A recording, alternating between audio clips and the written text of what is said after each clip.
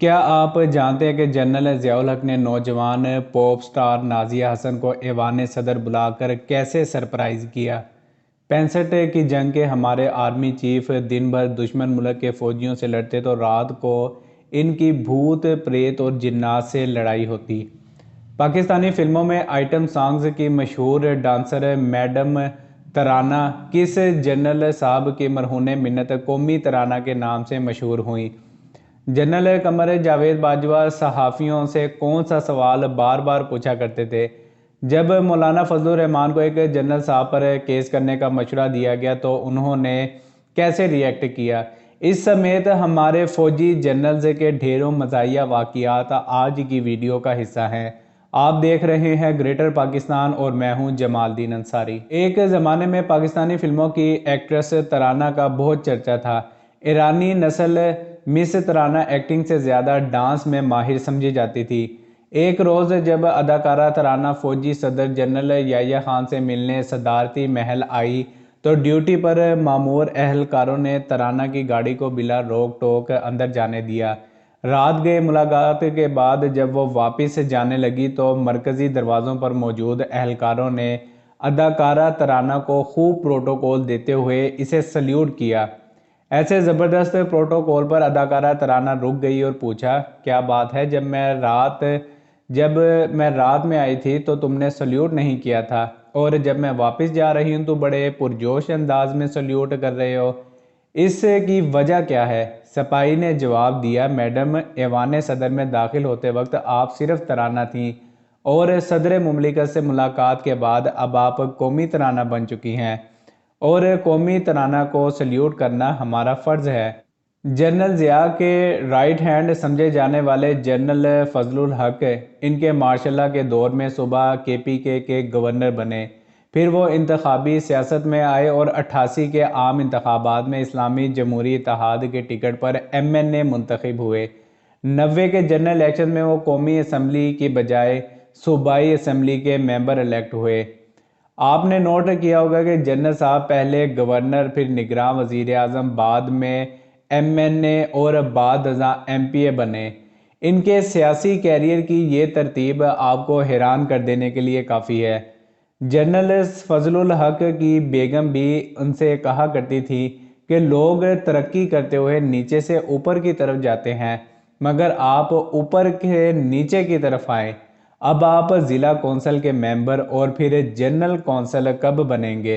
General Ziaul हक के दौर में उभरती हुई पॉप सिंगर नाज़िया हसन के गाने डिस्को दीवाने पर पाबंदी लगाई गई। जब जनरल साहब की मजलिस शुरा के एक रुकन ने यह शिकायत की कि जनाब, ये गाना इस्लाम की रूह के ख़िलाफ़ है और हमारी नौजवान नस्ल बिगड़ रही है। ऐसे में नाज़िया के वालिदैन ने राजा ज़फ़रुल हक से बात की और अगले हफ्ते नाज़िया हसन जनरल ज़ियाउल हक से मुलाकात करने ऐवान सदर पहुंची। इस्लामाबाद में महल नुमा सदारती रिहाइश गाह में एक जानिब नाज़िया हसन और ज़ुहैब बैठे थे, जबकि इनके सामने सदर ज़ियाउल हक। पहले जनरल साहब ने दोनों टीनेजर्स को एक लंबा चौड़ा भाषण दिया कि हम मुसलमान हैं, बतौर मुस्लिम हमें अपनी इक़दार का अंदाज़ा होना चाहिए।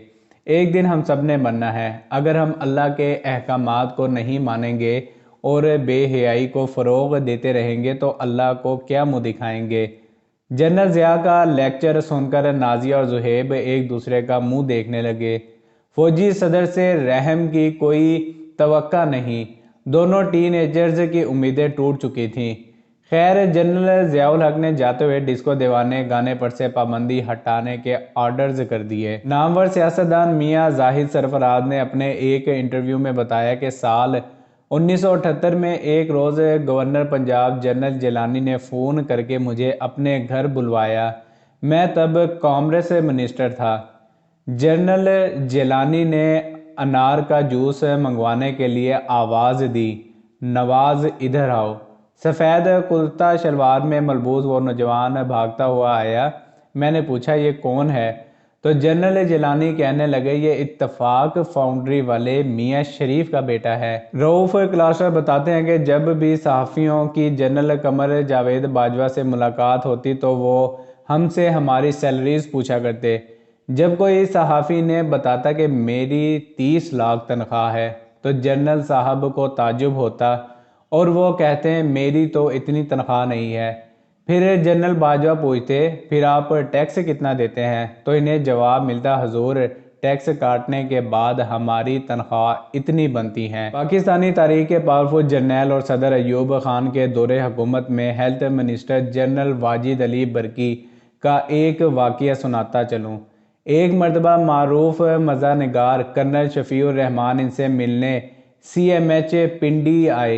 जनरल बरकी ने इन्हें ऑफ़र करवाई कि मैं आपको यहाँ बतौर CEO तैनात करना चाहता हूँ। कर्नल अतीउर रहमान बड़ी मासूमियत से बोले, सर मुझे नाचीज़ में इतनी सलाहियतें कहाँ हैं कि मैं ये ज़िम्मेदारी अदा कर सकूँ।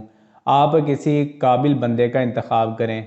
फिर क्या था, जनरल बरकी कर्नल शफी का बाजू पकड़कर इसे एक ऑफिस में ले गए, इशारा करके बोले यहाँ एक से एक नालायक उल्लू का पट्ठा भरा हुआ है, तुम किसी से कम हो गया। फर्जंदे पंजाब मियाँ मोहम्मद नवाज शरीफ चूँकि जनरल ज़ियाउल हक ही की प्रोडक्ट थे, यही वजह है कि बड़े मियाँ साहब अपने जलसे जुलूसों में मर्द मोमिन मर्द हक ज़ियाउल हक के नारे लगवाया करते थे।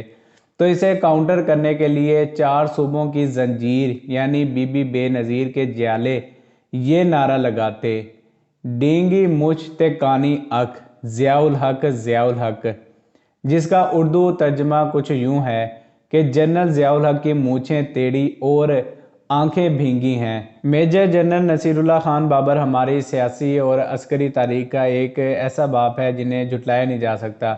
वो 65 की जंग में लेफ्टिनेंट कर्नल हुआ करते थे। तब एक रोज़ वो गलती से भारतीय हदूद में चले गए। इस ख़तरनाक सूरत हाल में नसीरुल्लाह बाबर ने अपने असाब पर काबू रखा। उन्होंने एक भारतीय फौजी की कनपट्टी पर अपना पिस्तौल तान कर बोले, हैंड्स अप, खबरदार तुम्हें पाक फौज ने चारों तरफ से घेर लिया है। मैं अकेला यहाँ सिर्फ इस मकसद के लिए आया हूँ कि तुमसे हथियार फिंकवा कर तुम्हारी जान बचा सकूँ। लिहाजा कोई भी चालाकी के बगैर अपने हथियार डाल दो और मेरे साथ चलो। तब इंडियन फौजियों ने घबराकर हाथ खड़े करते हुए सरेंडर कर दिया और जनरल नसीरुल्लाह बाबर के पीछे चलना शुरू कर दिया। और यूं नसीरुल्लाह बाबर अकेले ही 55 सिख फौजियों को गिरफ्तार करके पाकिस्तान की हदूद में ले आए। दोस्तों, मैं उम्मीद करता हूं कि आपको ये वीडियो ज़रूर पसंद आई होगी। अगर आप चैनल पर नए हैं तो मेक श्योर के चैनल को सब्सक्राइब करके साथ में दिए गए बेल के आइकन को ज़रूर प्रेस करें। मेरी वीडियोस देखते रहें। मिलते हैं इसी तरह की एक और वीडियो में, तब तक के लिए फ़ी अमान अल्लाह।